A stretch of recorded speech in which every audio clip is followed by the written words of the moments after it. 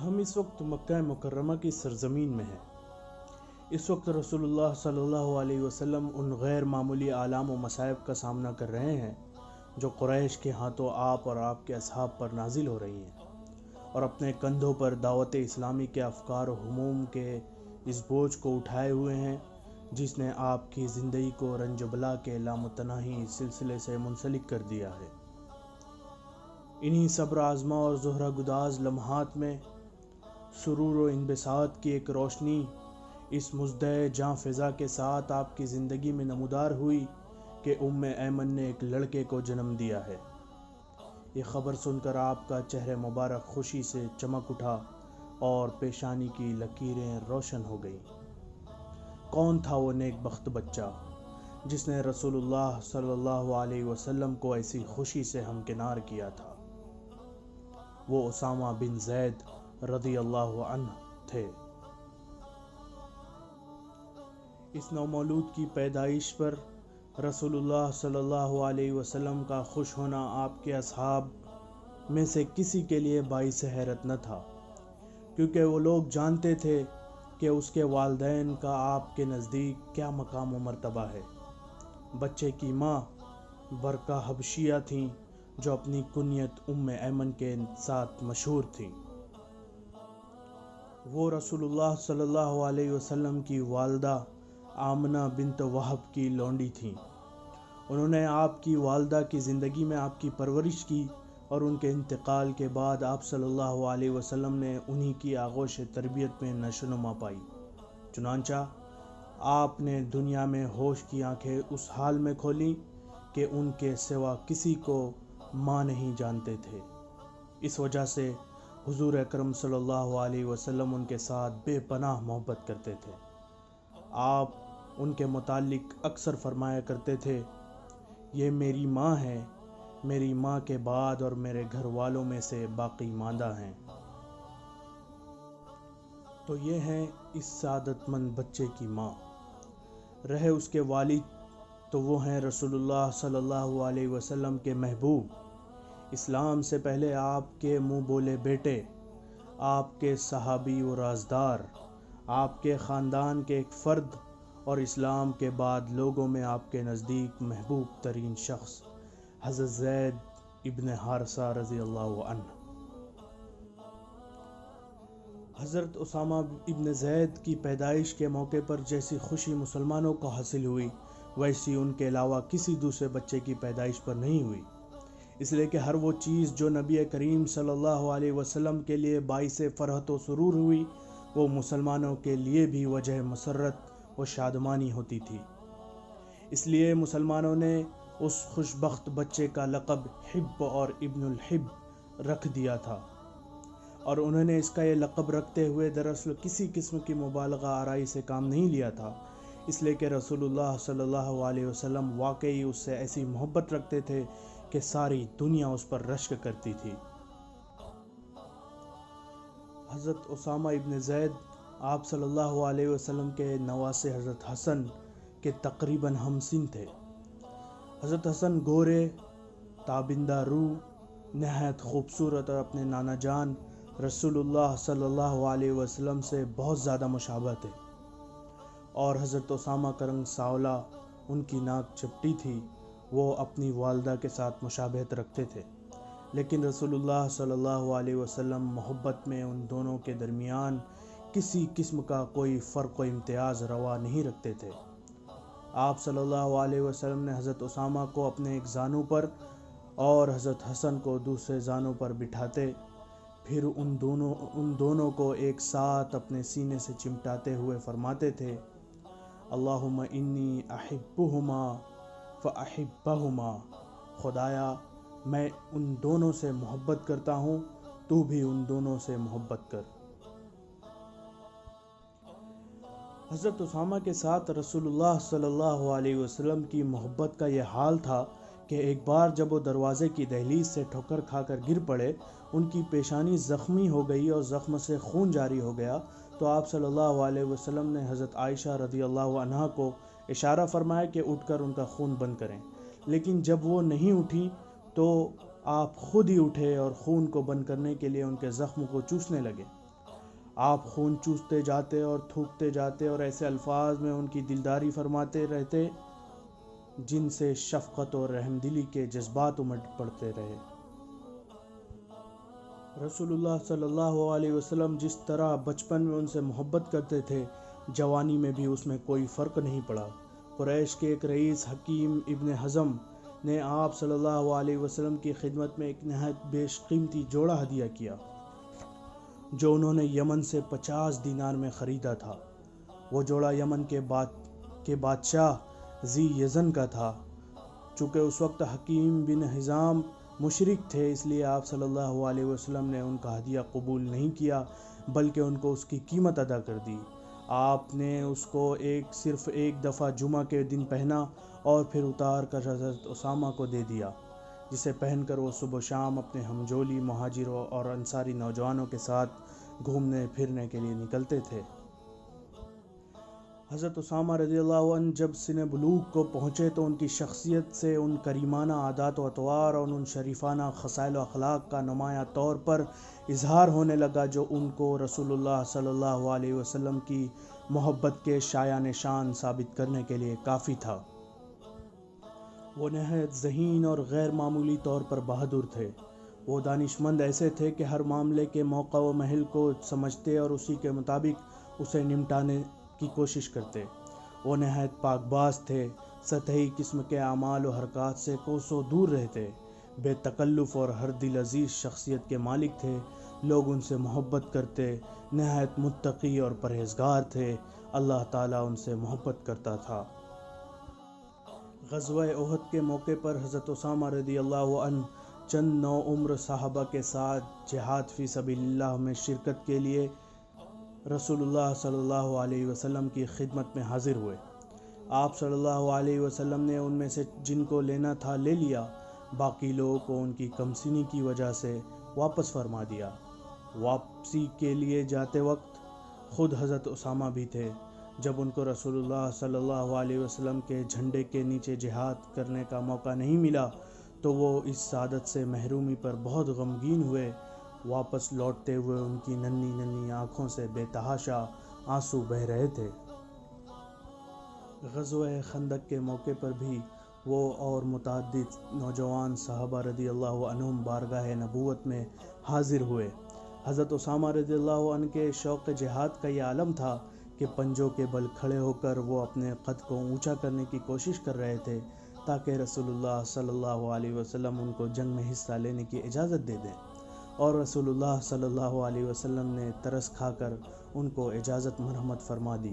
چنانچہ جس وقت انہوں نے پہل جہاد فی سبیل اللہ کے لیے تلوار اٹھائی، اس وقت ان کی عمر 15 سال تھی۔ جنگ حنین میں جب مسلمانوں کے پاؤں اکھڑ گئے تھے، حضرت اسامہ ابن زید رضی اللہ عنہ رسول اللہ صلی اللہ علیہ وسلم کے عم محترم حضرت عباس بن عبد المطلب رضی اللہ عنہ، آپ صلی اللہ علیہ وسلم کے ابن عم حضرت ابو سفیان ابن حارث رضی اللہ عنہ اور 6 دیگر صحابہ کرام رضی اللہ عنہ کے ساتھ میدان میں ڈٹے رہے، اور رسول اللہ صلی اللہ علیہ وسلم کے لیے یہ بات ممکن ہو سکی کہ مسلمانوں کے اسی مختصر اور جانباز گروہ کے ذریعے اپنے اصحاب کی شکست کو فتح و کامرانی سے تبدیل کر سکیں اور بھاگتے ہوئے مسلمانوں کو مشرکین کے ہاتھوں قتل ہونے سے بچا سکیں۔ غزوہ موطا میں وہ اپنے والد حضرت زید ابن حارثہ رضی اللہ عنہ کے زیر قیادت 18 سال کی عمر میں شریک ہوئے۔ انہوں نے اپنے والد کو اپنی آنکھوں کے سامنے میدان جنگ میں شہید ہو کر گرتے دیکھا، لیکن نہ تو اس سے ان کے حوصلے پست ہوئے، نہ ان کے پائے استقلال میں کسی قسم کی کوئی لغزش پیدا ہوئی، بلکہ وہ لڑتے رہے۔ ان کے بعد حضرت جعفر بن ابی طالب رضی اللہ عنہ کی قیادت میں حتیٰ کہ وہ بھی شہید ہو گئے، اور پھر حضرت عبداللہ بن رواحہ رضی اللہ عنہ کی ماتحتی میں، یہاں تک کہ وہ بھی اپنے دونوں ساتھیوں سے جا ملے، اور پھر حضرت خالد بن ولید رضی اللہ عنہ کی سرکردگی میں، یہاں تک کہ انہوں نے اس مختصر لشکر کو رومیوں کے پنجے سے نکال لیا۔ پھر وہ اپنے والد کی شہادت پر اللہ تعالیٰ سے بہترین اجر و ثواب کی امید لیے ہوئے اور ان کے جسد مقدس کو شام کی سرحد پر چھوڑ کر مدینے واپس لوٹے۔ لوٹتے وقت وہ اسی گھوڑے پر سوار تھے جس پر ان کے والد نے شہادت پائی تھی۔ 11 ہجری میں رسول اللہ صلی اللہ علیہ وسلم نے رومیوں سے جنگ کے لیے ایک فوج کی تیاری کا حکم دیا، اور اس میں حضرت ابو بکر، عمر، سعد بن ابی وقاص اور عبیدہ ابن جراح رضی اللہ عنہم جیسے جلیل القدر صحابہ کرام کو شامل کیا، اور اس پوری فوج کی قیادت حضرت اسامہ ابن زید رضی اللہ عنہما کے سپرد کی۔ اس وقت ان کی عمر 20 سال سے متجاوز نہ تھی۔ آپ صلی اللہ علیہ وسلم نے ان کو ہدایت فرمائی کہ وہ اپنے سواروں کو لے کر حدود بلقاء اور قلعہ داروم تک ان سارے علاقوں کو رون ڈالیں جو روم کے شہر غزہ سے متصل واقع ہیں۔ یہ لشکر ابھی کوچ کرنے کی تیاریوں میں مصروف تھا کہ رسول اللہ صلی اللہ علیہ وسلم کی طبیعت ناساز ہو گئی، اور جب آپ صلی اللہ علیہ وسلم کا مرض شدت اختیار کر گیا تو فوج نے اس وقت تک اپنی روانگی موقوف کر دی جب تک آپ کے مرض کی کوئی واضح صورتحال سامنے نہیں آ جاتی۔ حضرت اسامہ رضی اللہ عنہ کا بیان ہے کہ جب رسول اللہ صلی اللہ علیہ وسلم کی بیماری نے تشویشناک صورتحال اختیار کر لی تو میں اور میرے ساتھ دوسرے لوگ واپس آ گئے۔ میں سرکار کی خدمت میں حاضر ہوا تو میں نے آپ کو اس حال میں پایا کہ آپ مرض کی شدت کے سبب بول نہیں پا رہے ہیں۔ آپ صلی اللہ علیہ وسلم اپنے دست مبارک کو آسمان کی طرف اٹھاتے اور میرے اوپر رکھتے رہے۔ اس سے میں نے یہ سمجھا کہ آپ میرے لیے دعا فرما رہے ہیں۔ پھر آپ کا انتقال ہو گیا، اور اس کے بعد جب حضرت ابو بکر رضی اللہ عنہ کے لیے خلافت کی بیعت مکمل ہو گئی تو انہوں نے جیش اسامہ کی روانگی کا حکم صادر فرمایا، لیکن انصار میں سے کچھ لوگوں کی رائے یہ تھی کہ سر دست اس مہم کو مؤخر کر دیا جائے۔ انہوں نے حضرت عمر فاروق رضی اللہ عنہ سے اس بات کی خواہش کی کہ وہ اس معاملے میں حضرت ابو بکر صدیق رضی اللہ عنہ سے بات کریں۔ ان لوگوں نے یہ بھی کہا کہ اگر وہ نہ مانیں اور فوج کی روانگی پر اصرار کریں تو ان کی خدمت میں ہماری طرف سے درخواست پہنچا دیجیے کہ وہ فوج کی قیادت کسی ایسے شخص کے حوالے کر دیں جو اسامہ سے سن رسیدہ ہو۔ حضرت ابو بکر صدیق رضی اللہ عنہ حضرت عمر رضی اللہ تعالی عنہ کی زبان سے انصار کا یہ پیغام سنتے ہی اچھل کر کھڑے ہو گئے۔ اس وقت وہ بیٹھے ہوئے تھے اور ان کی داڑھی پکڑ کر نہایت غضبناک لہجے میں بولے، خطاب کے بیٹے، تمہاری ماں تمہیں گم کرے۔ رسول اللہ صلی اللہ علیہ وسلم نے اس کو مقرر کیا اور تم مجھ سے کہتے ہو کہ میں اسے معزول کر دوں؟ خدا کی قسم یہ نہیں ہو سکتا۔ جب حضرت عمر رضی اللہ عنہ لوٹ کر اس گروہ کے پاس پہنچے اور انہوں نے دریافت کیا کہ حضرت ابو بکر رضی اللہ عنہ نے کیا جواب دیا تو وہ خفا ہوتے ہوئے بولے، ہٹو، تمہاری مائیں تمہیں گم کریں، تم لوگوں کی وجہ سے مجھے خلیفہ رسول سے سخت ڈانٹ سننی پڑی ہے۔ مجاہدین کا یہ لشکر جب اپنے نوجوان قائد کی قیادت میں روانہ ہوا تو خلیفہ رسول صلی اللہ علیہ وسلم اس کو رخصت کرنے کے لیے پیدل اس کے ساتھ چل رہے تھے۔ حضرت اسامہ رضی اللہ عنہ نے جب اپنے گھوڑے پر سوار تھے ان سے کہا، خلیفہ رسول، خدا کی قسم یا تو آپ سوار ہو جائیں ورنہ میں بھی نیچے اتر آتا ہوں۔ لیکن حضرت ابو بکر صدیق رضی اللہ عنہ نے سوار ہونے کے بجائے ان سے کہا، خدا کی قسم نہ تم نیچے اترو گے نہ میں سوار ہوں گا۔ کیا حرج ہے اگر میرے پاؤں بھی تھوڑی دیر خدا کی راہ میں گرد آلود ہو لیں؟ پھر ان کو رخصت کرتے ہوئے فرمایا، میں تمہارے دین و ایمان اور خاتمہ اعمال کو خدا کے حوالے کرتا ہوں اور تم کو رسول اللہ صلی اللہ علیہ وسلم کے حکم کی تعمیل کی نصیحت کرتا ہوں جو انہوں نے تم کو دیا تھا۔ پھر ان کو متوجہ کرتے ہوئے کہا، اگر مناسب سمجھو تو عمر کے ذریعے میری مدد کرو اور انہیں میرے پاس رک جانے کی اجازت دے دو، اور انہوں نے حضرت عمر رضی اللہ عنہ کو اجازت دے دی۔ حضرت اسامہ ابن زید رضی اللہ عنہ فوج لے کر روانہ ہوئے اور انہوں نے ہر اس حکم کی تعمیل کی جس کا حکم رسول اللہ صلی اللہ علیہ وسلم نے ان کو دیا تھا۔ انہوں نے مسلمان شہ سواروں کو لے کر بلقاء کے سرحدی حدود اور سرزمین فلسطین کے قریب قلعہ داروم تک تمام رومی علاقوں کو رون ڈالا۔ انہوں نے رومیوں کی ہیبت مسلمانوں کے دلوں سے نکال پھینکی اور ان کے سامنے شام، مصر اور شمالی افریقہ میں بحر ظلمات تک فتح کی راہیں ہموار کر دیں، اور پھر وہ اسی گھوڑے پر سوار مدینہ واپس لوٹے جس پر ان کے والد شہید ہوئے تھے۔ وہ اپنے ساتھ اس قدر مال غنیمت لے کر لوٹے تھے جس کا اندازہ لگانا مشکل تھا، یہاں تک کہ کہا گیا آج تک ایسا کوئی لشکر دیکھنے میں نہیں آیا جو جیش اسامہ سے زیادہ محفوظ ہو اور اس سے زیادہ مال غنیمت لے کر لوٹا ہو۔ حضرت اسامہ ابن زید رضی اللہ عنہ جب تک ان کی زندگی نے وفا کی، رسول اللہ صلی اللہ علیہ وسلم کے پاس وفا اور آپ صلی اللہ علیہ وسلم کی تعظیم کی علامت کے طور پر مسلمانوں کی محبت و تکریم کا مرکز بنے رہے۔